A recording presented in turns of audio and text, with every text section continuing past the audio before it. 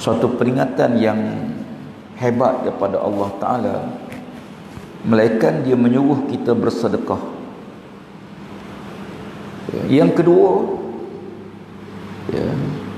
setiap hari tak boleh tinggal baca Quran. Bacalah Quran. Kerana Quran itu dia bukan saja kita baca tu dapat pahala, tetapi dapat sesuatu benda yang payah nak beritahu. Benda-benda yang kita rasa ketenangan, kedamaian, keberkatan, rasa rahmat Allah Ta'ala. Baca Quran. Tiap hari kena buka Quran. Saya ni ajar nak disiplin diri lah. Setiap kali buka telefon ni waktu pagi, mesti buka Quran dulu. Jangan buka benda lain dulu. Kita disiplinkan diri. Setiap kali kita buka handphone pagi-pagi, buka Quran dulu. Jangan ajar buka Facebook ke, buka WhatsApp ke. Buka Quran dulu. Baca dulu satu muka, dua muka Quran, barulah tengok yang lain. Sebab kadang-kadang kita habis masa berjam-jam dengan handphone kita. Habis masa betul. Tapi tak tengok. Kita nak tengok, nak tahu. Bila kita tengok, kadang-kadang kita habis masa panjang. Sebab tu mulakan setiap hari dengan Al-Quran. Buka handphone, kita baca Quran. Yang ketiga, setiap hari kena menambahkan ilmu yang mendekatkan diri kita dengan Allah Ta'ala, supaya hidup kita hari itu diberkati oleh Allah. Tuan-tuan sekalian, hari ini saya duk cadang nak bawa satu dua kisah yang menarik dalam sejarah Islam. Islam ni suatu ajaran yang diturun oleh Allah Ta'ala untuk manusia, untuk seluruh manusia. Tidak ada satu agama yang bila jumpa dia doakan pada kawan dia. Tak ada. Tidak ada satu agama bila jumpa saudara dia didoakan ke saudara dia. Jumpa je doa, jumpa je doa, jumpa je assalamualaikum, assalamualaikum. Ucapan salam, bukan ucapan laknat, kutuk, maki, hamun, cerca. Tak, jumpa beri salam. Mengucap salam sunat, jawab salam tu wajib. Nabi kata afsus salam bainakum, sebarkan salam di kalangan kamu. Hebatnya salam ni, boleh kirim salam. Kita jumpa kawan nak ke mana? Nak ke Jerantut, kirim salam, sampaikan salam saya. Boleh kirim salam. Masya Allah. Jumpa lain tak? Selamat pagi. Selamat pagi. Pagi selamat, kita tak tahu selamat ke tidak. Petang selamat, pagi selamat, doa. Tapi Islam ni, assalamualaikum, sejahtera atas kamu. Assalam ni nama Allah Ta'ala. Sebab itu kenapa kita tidak boleh beri salam kepada orang kafir? Kerana salam tu doa syurga. Tapi dia ni tidak beriman. Maka kita tidak boleh mendoakan supaya dia masuk syurga Allah Ta'ala, melainkan dia beriman dengan Allah. Nabi sebut aslim taslam. Aslim, Islamlah kamu, nescaya kamu akan selamat. Zaman Nabi biasa, orang Arab biasa, sahabat-sahabat jumpa dengan kadang-kadang yang tak beriman tu ayah dia, kadang-kadang mak dia, kadang-kadang dia beradik dia. Tidak macam kita. Kita mak kita beriman, ayah kita beriman, dia beradik kita beriman. Zaman Nabi, Masya Allah, ramai je sahabat-sahabat dia, kadang-kadang ayah dia tak beriman. Seumpama Sayyidina Asma binti Abu Bakar Siddiq, Asma, mak dia tak beriman. Mak isteri Sayyidina Abu Bakar Siddiq tak beriman. Satu hari dia datang ke Madinah, dia minta sesuatu pada Aisyah, anak dia, tapi mak dia tak beriman, dia tak nak beriman. Dan Islam tidak memaksa orang untuk masuk untuk beriman. Dia mari Madinah, dia ni susah, dia minta sesuatu pada Aisyah radhiyallahu anha. Aisyah ni tak tahu boleh bagi ke tak bagi pada orang tak beriman ni. Dia tanya Nabi, Nabi kata bagilah. Sebab dia ibu, mak kita tetap mak kita sampai akhirat. Soal dia beriman ke tak beriman tu nombor dua. Lalu Aisyah radhiyallahu anha memberi apa yang diminta oleh ibu dia. Ya, sebab nak bagi ni ada nilai hukum. Kadang-kadang sahabat Nabi ni dia hidup dengan panduan. Ada Nabi, apa masalah? Tanya Rasulullah. Satu hari seorang sahabat, seorang laki-laki namanya Ta'mah bin Ubairik. Ya, Ta'mah bin Ubairik ni dia mencuri baju besi yang seorang sahabat dia yang Islam, jiran dia yang juga Islam, bernama Qatadah bin Nu'man. Ya, Ta'mah Ubairik ni dia orang Islam. Dia Islam. Ya, sahabat Nabi lah, hidup zaman Nabi, beriman, dia sahabat Nabi. Ya. Kemudian dia pergi curi baju besi Qatadah bin Nu'man, seorang Islam. Di mana Qatadah ni dia menyimpan baju besi dia dalam guni gandum. Dalam bekas gandum tu dia buh baju besi situ, sorok situlah. Ya. Pak Mah ni bila lalu dia pun ambil. Dia nak rasa nampak baju besi tu, dia ambil dengan guni-guni sekali bekas lah. Dia buat lagi. Ya.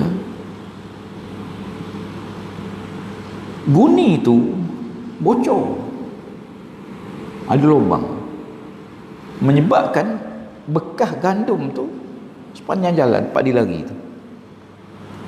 Ya. Dia ni pula dia tak perasan, dia pokok jalan lagi. Rupanya guni tu bocor, menyebabkan nampaklah. Dia ni pula bila dia sedar guni tu bocor, lalu dia meletakkan baju besi tu di rumah, di belakang rumah seorang Yahudi di Madinah bernama Zaid bin As-Suma'in. Zaid bin As-Suma'in ni dia Yahudi, dia tak Islam. Ya, jadi dia pun letak belakang rumah Zaid bin As-Suma'in, Yahudi ni. Ya. Lalu bila Nu'man, bila Qatadah bin Nu'man dia sedar-sedar baju besi dia hilang, dia tengok-tengok tak ada baju besi dia. Ya. Tapi dia tengok bekas orang buat lari baju besi tu, ada bekas gandum tu. Maka dia ikut bekas tu. Jumpalah di belakang rumah, di rumah seorang Yahudi bernama Zaid bin As-Suma'in. Ya, lalu dia pun tak tuduh orang lain, dia tuduh Zaid lah curi. Ya. Zaid ni dia bersumpah dia tak mencuri. Dia kata aku tak mencuri. Ya. Yang curi ni ialah orang lain. Ya. Akhir gempalah berita bahawa ya, orang nampak yang curi ni ialah Ta'mah bin Ubairik. Ada orang nampak dia buat lari baju besi, dia buat lari. Bukan Zaid Yahudi ni. Ya. Bila ramai orang tuduh dia, tuduh Ta'mah bin Ubairik ni mencuri, dia mari jumpa Nabi, dia bersumpah depan Nabi dia tak mencuri. Dia kata baju besi itu duduk belakang rumah Yahudi, mesti Yahudi yang curi, takkan aku pula. Tapi ada saksi nampak dia yang curi, ada orang nampak dia buat lari, tetapi baju tu tak ada rumah dia. Ya. Lalu kabilah Zaid Ta'mah bin Ubairik ni, anak beranak keluarga dia mari jumpa Nabi, masing-masing bela. Dia kata, ya Rasulullah, yang curi ni Yahudi, takkan nak hukum orang Islam? Kita orang beriman, takkan kita nak menganiaya orang beriman juga? Ya. Sebab Ta'mah ni beriman. Ya. Lalu Allah Ta'ala menurunkan ayat Quran surah An-Nisa ayat 105 hingga 12 menjelaskan siapa sebenar yang mencuri. Ya. Bila ayat ni turun membersihkan Zaid, walaupun dia bukan Islam, ya, maka yang jahat, yang curi itu ialah Ta'mah, seorang Islam, ya, maka dia sepatut dihukum. Ya. Keadilan Islam dia tak kira, ya, kalau yang salah tu orang bukan Islam, yang bukan Islam tu mesti dihukum. Kalau yang salah tu orang Islam tu yang dihukum. Dihukum siapa bersalah. Ya. Walaupun dia beriman tak beriman, dia juga orang kadang-kadang dia beriman tapi dia tidak melaksanakan, tidak beramal dengan iman yang dia ada. Jadi oleh kerana itu, kalau kita tengok dalam peristiwa ayat ini, Allah Ta'ala turun membersihkan, ya, Yahudi tersebut. Bukan Yahudi itu mencuri. Yang mencuri ialah seorang Islam. Dengar cerita bila ayat ni turun, riwayat mengatakan dia pun lari meninggalkan Madinah. Setengah riwayat mengatakan dia telah pun, ya, lari kerana takut dihukum, maka dia keluar pada Islam. Na'udzubillah. Ada tak kisah murtad zaman Nabi? Ada. Zaman para sahabat pun ada. Ya. Kenapa ada? Padahal zaman Nabi. Kerana yang beriman tu macam-macam. Ada yang munafik, berpura-pura saja beriman. Dia bukan beriman sungguh-sungguh. Ya. Kenapa dia berpura-pura? Sebab pertama, kalau dia tak beriman, dia tak dapat harta rampasan perang. Yang kedua, dia tak dapat keistimewaan sebagai seorang Islam. Ya. Dan dia akhir dia menyamar, berpura-pura beriman depan Nabi. Wa iza laqul ladzina amanu qalu amanna wa iza khalu ila syayatinihim qalu inna ma'akum innama nahnu mustahzi'un. Depan orang beriman dia kata dia beriman. Nauzubillah. Ya. Tapi bila dia kembali pada syaitan-syaitan dia, ni Allah guna istilah wa iza khalu ila syayatinihim. Bila dibalik pada syaitan-syaitan dia, maksud ayat ni ialah ketua-ketua munafik. Allah sebut dia ni syaitan. Na'udzubillah. Tuhan sendiri sebut. Bila kembali pada syaitan-syaitan dia, kata Allah Ta'ala, qalu inna ma'akum, aku tetap bersama kamu. Innama nahnu mustahzi'un, sengaja aku menipu orang beriman, berpura-pura depan orang beriman. Na'udzubillah. Jadi sahabat-sahabat sekalian, oleh kerana itu kalau kita tengok Islam ni suatu ajaran yang diturunkan oleh Allah Ta'ala, ya, meletakkan suatu sistem peraturan untuk keselamatan seluruh dunia. Ya. Beriman tak beriman itu bab lain. Sebab, ya, ada orang kadang-kadang dia nampak kebenaran tapi dia tak nak cari kebenaran. Dia tahu kebenaran. Ya, macam isteri Abu Lahab. Dalam Quran ni tuan-tuan, satu-satunya manusia yang Allah khitab dia sebagai ahli neraka sebelum dia mati. Sebelum dia mati, hidup-hidup dia tahu dah dia ahli neraka. Siapa dia? Abu Lahab. Abu Lahab ya. Firaun, Hamruk, Qarun, apa semua tu dikhitab setelah dia mati. Abu Lahab ni hidup-hidup tu dia tahu dah dia ahli neraka. Hingga ulama menyebut kalau Abu Lahab tu masuk Islam, batal Quran. Sebab ayat tabbat yada abi lahabin wa tab, ayat ni turun dia tengah hidup lagi tuan. Dia dengar ayat ni. Dia dengar ayat ni. Bahkan isteri dia, wa mra'atuhu, dalam surah Allah, wa mra'atuhu, dan isterinya Tuhan tak sebut nama. Ya. Quran ni bila disebut kebaikan, Tuhan sebut nama. Ya. Nama sahabat dalam Quran seorang je.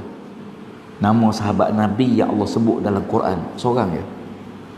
Itu nama Zaid. Zaid bin Harisah radhiyallahu anhu disebut nama dalam Al-Quran. Orang lain tak ada. Ya, disebut Zaid. Dan nama Nabi yang paling banyak disebut dalam Quran ialah nama Nabi Musa AS. Ya, bukan Nabi Muhammad, Nabi Musa AS. Tetapi di kalangan mereka ni, ya, di kalangan para sahabat Nabi ni, ya, ada yang dikategorikan sebagai ahli syurga waktu hidup lagi, tak ada mati lagi. dia tahu dah dia ahli syurga. Ya, Nabi sebut dah ni sahabat ni ahli syurga, Abu Bakar, Umar, Osman, Ali. Dalam sebuah hadis, ya, Nabi SAW masuk ke dalam bilik Aisyah radhiyallahu anha. Nabi kata, Aisyah, suka dah aku beritahu kamu berita daripada syurga, ya, berita syurga. Kata Aisyah, tentu aku suka ya Rasulullah. Nabi kata, aku nak senaraikan pada kamu Aisyah, ya, sahabat-sahabat yang dijamin syurga oleh Allah Ta'ala. Ya, yang pertama ayahmu Abu Bakar As-Siddiq, ya, Abu Bakar, kemudian Umar Al-Khattab, Osman bin Affan, Ali bin Abi Talib, Talha, Sa'id, ya, Abu Musa Asy'ari, ya, Sa'id Zubair, ya, kemudian Abu Allahumma shalli alaihi wasallam. Ya, dua lagi siapa ni? Seorang tu Ali, dia panggil dia sebagai sahabat Nabi yang meniaga tu, Amr bin Auf radhiyallahu anhu, ya. Dan seorang lagi ialah Abu Bakar, Umar, Osman, Ali, Talha, Sa'id, Zubair, Abu Ubadah Amir Al-Jarrah, ya, dan ya, Amr bin Auf. 10 ni yang syurga oleh Allah Subhanahu wa taala. Ya. Di kalangan kita, tak apalah, itu generasi awal yang terbaik. Kurun terbaik ialah kurun zaman Nabi, kurun yang kedua, kurun yang ketiga, 300 tahun pertama. Summa yafsul kadzib. Dalam hadis Nabi kata, selepas itu akan bertaburlah pembohong-pembohong di atas muka bumi. Ya, masya-Allah. Ya. Kita ni hidup zaman fitnah yang dikejutkan. Ya, kita hidup zaman orang kejut fitnah. Nabi kata, al-fitnatu na'imatun. Fitnah ni benda yang sedang tidur. Ya, fitnah ni ada dah sejak zaman Nabi lagi dah ada, sejak sebelum Nabi Muhammad dah ada fitnah. Fitnah ni ada, manusia adalah fitnah. Tetapi fitnah itu sedang tidur, kata Rasulullah SAW. Dia kejut pun kejut sekejap, kawasan tu je. Tapi zaman kita fitnah dikejut, orang seluruh dunia kena fitnah. Zaman sekarang, al-fitnatu na'imatun. Fitnah ini benda yang sedang tidur, kata Allah, kata Nabi. La'anallahu man aiqazaha. Allah laknat siapa yang kejut fitnah, siapa yang mula-mula cetus fitnah tu. Orang yang mula-mula tulis buat fitnah, sebar, Allah laknat orang tu. Kita pula terima, sebar. Fitnah tu hidup. Jadi orang yang mula-mula kejut fitnah tu, yang mula-mula reka cerita, tentu ada orang buat. Ya, mana dia jadi sendiri, mesti ada orang buat. Tukang reka cerita fitnah tu, dia yang mula-mula sebar. Ya. Kadang-kadang dia tak guna dia punya Facebook dia.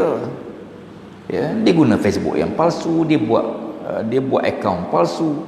Dia bolehlah palsu, tapi sehakikat sebenar dia nak bohong dengan siapa? Ya.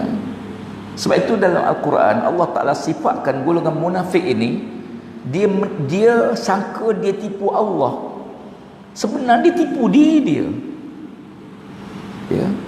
Dia buat akaun palsu, Tuhan tak tahu ke? Ya. Apakah dia menyangka dengan sebab dia menyamar?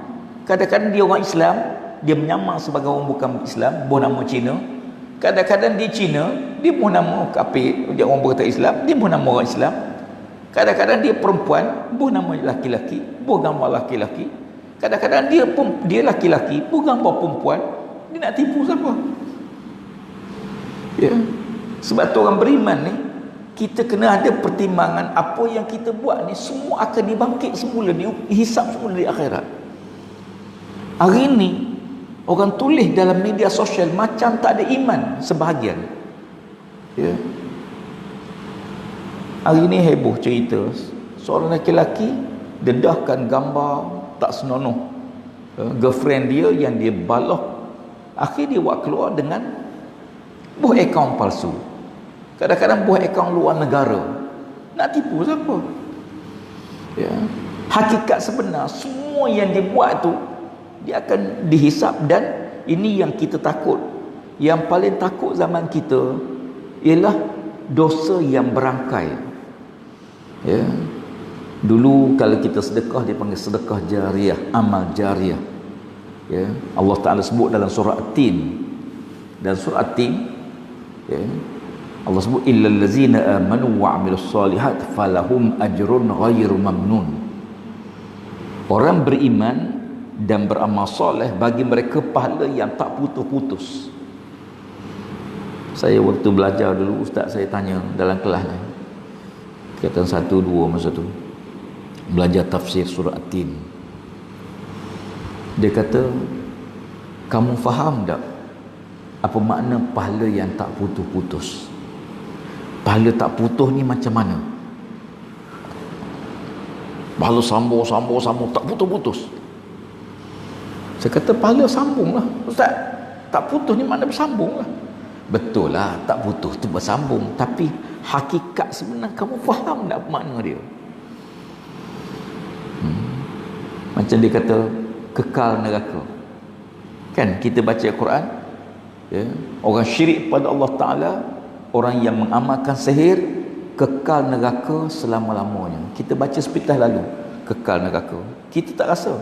Tapi bila hakikat sebenar, kekal ni apa di mana?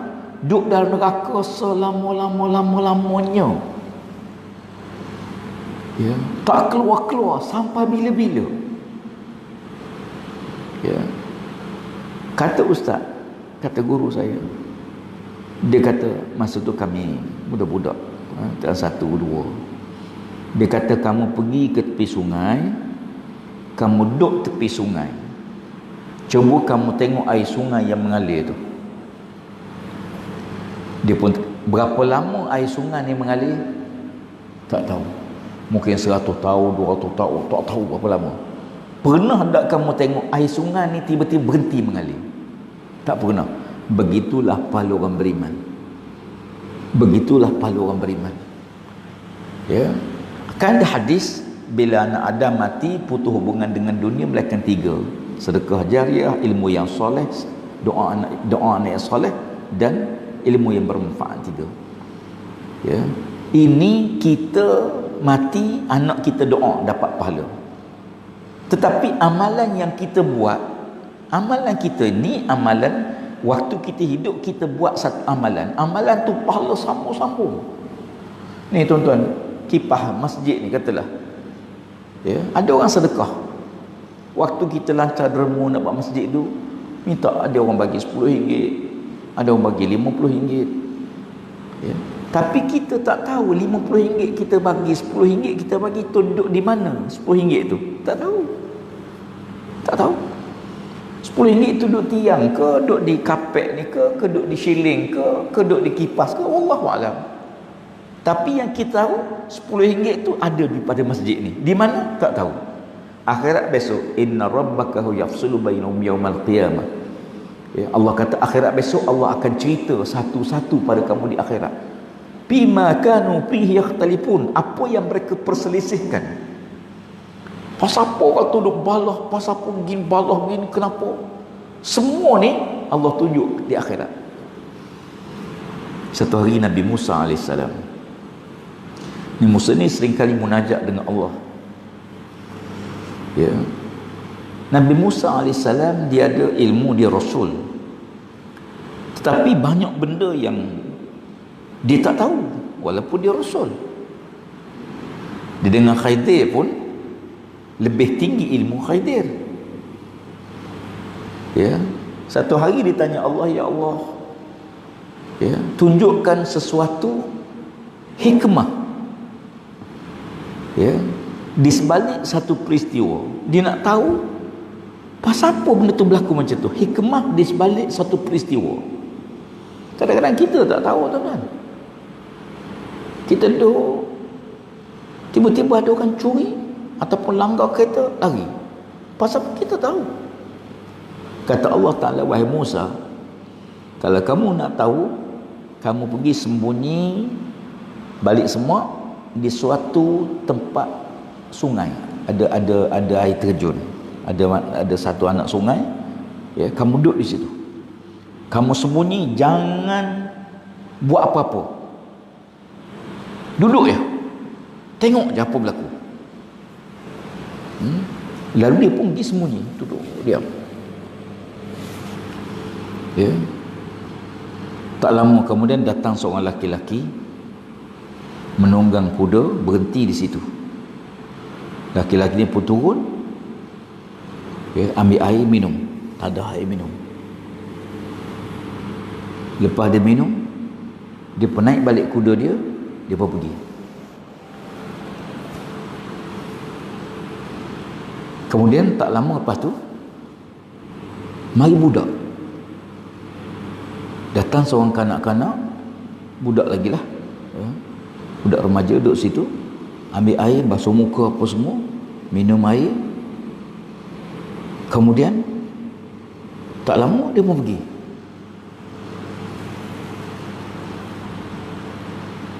Lepas tu datang seorang tua. Mai orang tua pula. Orang tu mari-mari situ, tak ada air apa semua, basuh-basuh muka apa semua.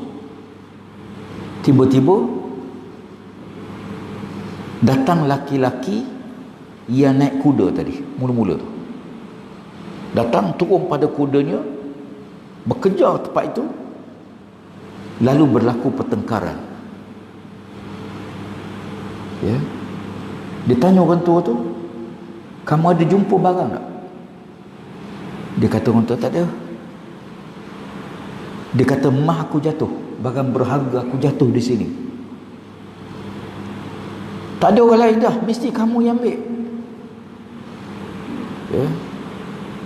Waktu kamu datang tadi ada orang tak? Kata orang tu, tak ada. Tak ada siapa. Aku datang. Dia kata, kalau kamu yang datang, mesti kamu yang curi. Sebab tak ada orang lain. Kata orang tu, tak, aku tak curi. Akhirnya bergaduh, laki-laki tadi ambil pedang, bunuh laki-laki orang tua tu. Lalu orang tu mati. Ya. Padahalnya Nabi Musa AS sebut tadi, dan Musa AS tengok budak tu yang ambil emas tu. Budak tu yang ambil. Tapi yang kena bunuh orang tua ni. Ya. Ya. Lepas dibunuh laki-laki tu, dia pergi. Dan Nabi Musa AS mengadu, ya Allah, kenapa berlaku macam ni? Yang curi orang lain, yang kena bunuh orang lain, orang tua tu tak pasal-pasal. Lalu Allah Ta'ala buka, angkat hijab pada Nabi Musa, cerita Nabi Musa AS. Pada Musa, ayah pada laki-laki yang tua ni, tok dia, bukan ayah dia, tok dia dulu pernah bunuh ayah kepada pemuda yang bunuh dia ni. Dan tok pada pemuda ni mencuri harta yang dimiliki oleh keluarga budak kecil yang ambil balik harta tu. Lalu dia kata, sebenarnya orang tua yang kena bunuh tu kerana dia pernah membunuh keluarga orang tu. Budak kecil yang curi duit tu kerana hartanya pernah dicuri oleh pembunuh tu. Ya. Baru tahu peristiwa. Tapi benda ni benda yang dalam ilmu Allah Ta'ala kita tak tahu. Tuan-tuan jangan buat macam tu. Kenapa bunuh? Dulu tok dia pernah bunuh keluarga saya. Jangan buat begitulah. Tuan-tuan pergi curi pasal apa? Tok dia dulu pernah curi harta saya. Bukan begitu. Nak sebutnya, Allah Ta'ala sebut dalam Quran ni, wa man yu'tal hikmah faqad utiya khairan katsira. Ilmu ni satu ilmu, satu lagi dipanggil hikmah, kebijaksanaan. Hikmah ni benda yang tak boleh kita nak belajar. Tuan-tuan, bila saya angkat face mask ni, saya guna tenaga sikit. Bila saya angkat handphone ni, saya guna tenaga banyak sikit. Bila saya angkat cawan ni, tenaganya sama tak tenaga waktu angkat handphone? Tak sama. Siapa yang menentukan kadar tenaga? Allah. Itulah hikmah. Benda yang tak boleh kita pelajari, tak boleh nak beritahu. Umpama tuan-tuan sakit perut. Sakit perut ni kita tahu beza. Ni sakit nak buang air, ni sakit tak nak pergi tanda, tak nak buang air, ni sakit memulas, ni sakit lain macam. Menentukan sakit tu siapa dia? Kita tahu. Ilmu yang Tuhan campak pada kita yang kita tak boleh nak ajar pada orang lain. Bila tuan-tuan sakit perut, kena buai kecil katalah, berlari masuk bilik air, tuan-tuan buka suih mana sampai boleh keluar air tu? Tuan-tuan tutup suih mana sampai boleh berhenti air kencing tu? Ya, tak ada. Masuk tandas sepatut kalau pulas telinga dulu baru keluar kencing, okeylah. Dah. Ya. Allah Rabbi wa man yu'tal hikmah faqad utiya khairan katsira. Siapa-siapa yang Allah Taala beri padanya hikmah, kebijaksanaan, ya, maka dia mendapat kurniaan yang sangat besar. Sebab tu ilmu satu bab. Dalam Islam ni ilmu memang kena banyak, memang kita kena cari ilmu. Tetapi yang penting setiap benda tu, ilmu, harta, umur, jodoh, pasangan, keluarga, semua sekali, di sebalik yang kita terima tu kita kena usaha juga, ialah apa dia? Keberkatan. Keberkatan ilmu, keberkatan harta, keberkatan jodoh, keberkatan keluarga, keberkatan rumah tangga. Ya. Berkat ni tuan-tuan, dalam tamadun barat tak ada istilah berkat. Berkatnya dalam Islam saja. Dan berkat-berkat ni tempat Allah. Tabarakallazi biadihil mulk. Maha berkat Allah Ta'ala. Ya. Apa makna berkat? Kalau kita buka dalam kamus, dia kata apa dia?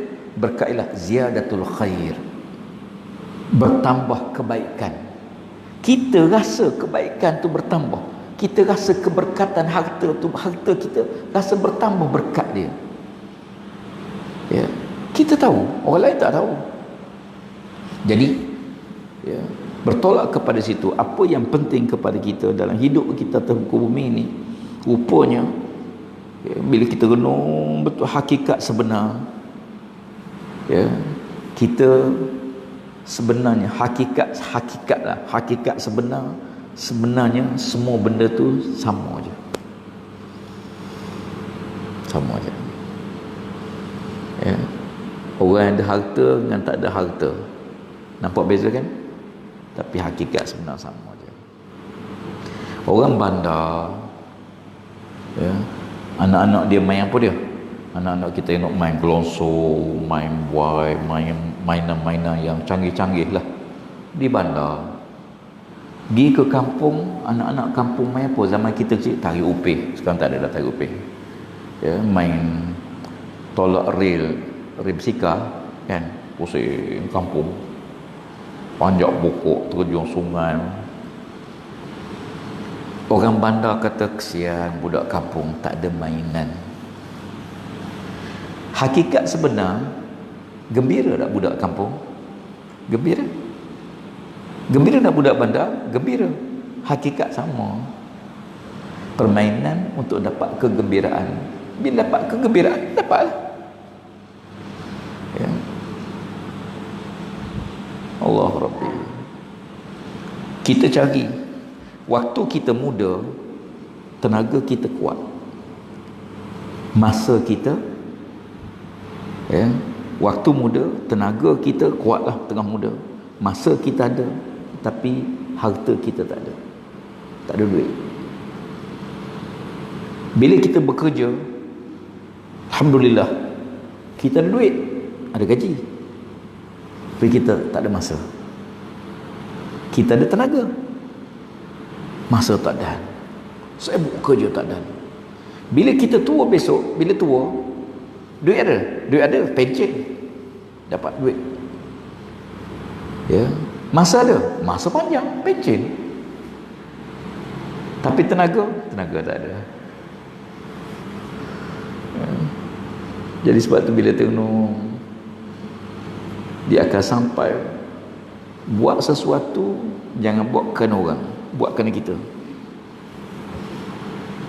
Tuan-tuan nak buat rumah, jangan fikir nanti orang kata apa. No, jangan fikir orang, fikir kita. Perlu tak? Perlu. Berapa bilik kita perlu? 5, buat 5. Ya. Nanti orang, jangan orang kita susah senang kita tanggung. Tuan-tuan nak beli kereta, belilah. Fikir, mampu bayar tak? Ya. Kalau hutang banyak ni mampu bayar, jangan lebih. Jangan biar apa-apa asal bergaya. Bergaya tak mudah lah, tapi dia pening kepala tiap-tiap bulan duk cari nak bayar. Jangan. Jangan. Buat sesuatu kerana kita, bukan kan nak suruh, nak tunggu orang kata itu, nanti orang kata apa. Kadang-kadang kita nak buat benda, nanti orang kata apa. Kita banyak duk tanya, nanti orang kata apa. Ya. Sebab tu baru ni saya dengar satu kuliah yang sangat bagus. Ya, ada seorang syekh, dia kata, hari ni manusia suka sangat komplain. Sikit-sikit komplain, sikit-sikit komplain. Banyak sangat duk mengadu, banyak sangat duk komplain. Ya. Menyebabkan bila dia komplain, dia akan bertambah lagi kerusingan. Dia bertambah masalah. Sedangkan Allah Ta'ala mengajar kita supaya kita bersyukur. Syukur. Ya.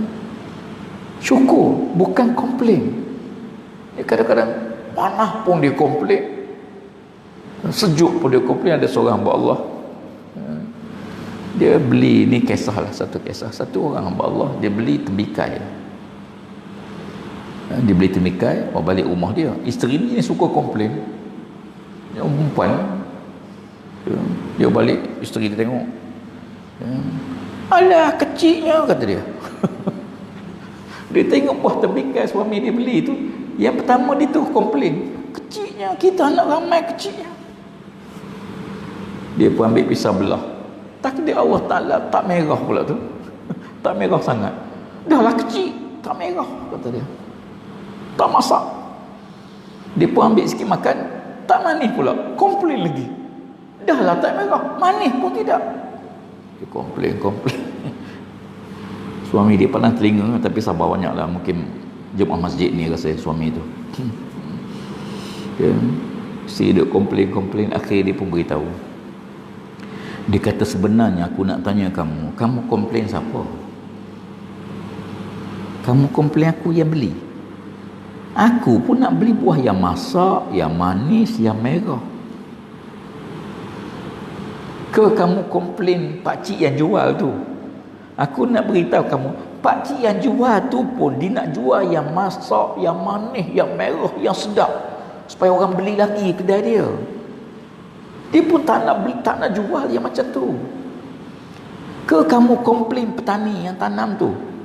Kamu tahu tak, petani yang tanam tu kalau boleh dia nak yang buah besar, cantik, merah, sedap. Ke kamu komplain Allah? Tuan-tuan sekalian, kadang-kadang kita ni renung tengok hidup kita ni, hakikat sebenar, ya, dia akan pusing balik begitulah. Kita lahir seorang diri dan kita akan berakhir seorang diri. Kemudian kita ada pasangan berdua, kita akan balik berdua semula sebelum kita mati. Lepas tu kita ada anak, ramai anak, ya. Bila kita sakit, anak kita mari ziarah. Lama-lama sakit, anak tak mari, tak tahan dah nak mari tiap-tiap minggu. Ya. Akhirnya rumah besar perlu bila masa anak ramai. Tapi bila kita tua, rumah besar dah tak guna dah, tuan-tuan sekalian. Saya tengok di kawasan saya di Kubang Krian, di sini pun ada rumah besar-besar cantik kosong tinggal. Mana pergi? Tak ada apa dah Ustaz, suami dah meninggal, tinggal isteri dia. Makcik ni pun duduk seorang, selalu sakit. Akhirnya duduk rumah anak, rumah tinggal kosong. Nak jual sayang, dia akan balik semula. Tilkal ayyamu dawiluha bainan nas. Demikianlah hari-hari yang kami silih gantikan di kalangan manusia. InsyaAllah kita ni, ya. Jadi sahabat-sahabat sekalian, apa pun betul, akhirnya kita akan sampai satu kesimpulan, hidup di atas muka bumi untuk satu kehidupan sebenar. Ya. Allah Rabbi, Masya Allah, seronok jumpa kawan-kawan. Kita duduk di rumah tua-tua ni, bila anak-anak kita balik seronok, bila cucu-cucu kita balik seronok, ya. Tapi sampai masa, ya, kita akan tua, kita akan pergi. Anak duk renung orang yang baik-baik, banyak anak jumpa. Tok guru anak sendiri orang alim, warak, beramal bagus, ya. Tapi kadang-kadang ada satu benda banyak berlaku. Biasanya ujung datang penyakit. Na'udzubillah, setengah tu kena stroke. Ya. Orang bagus kadang-kadang terfikir, Allah Rabbi, pakcik ni bagusnya hidup tak pernah buat maksiat pada Allah, kena stroke. Makcik ni tak pernah durhaka pada Allah, tak pernah meninggalkan semayang sejak sebelum balik, tak pernah tinggal semayang. Tua kena stroke. Kena sakit terlantang atas katil. Masya Allah. Saya bertemu satu hadis. Ana tutupkan perbincangan malam ni. Nabi sebut mafhum pada satu hadis. Ada orang yang Allah Ta'ala hendak masukkan dia dalam syurga Firdaus. Allah Ta'ala nak dia ni masuk syurga Firdaus.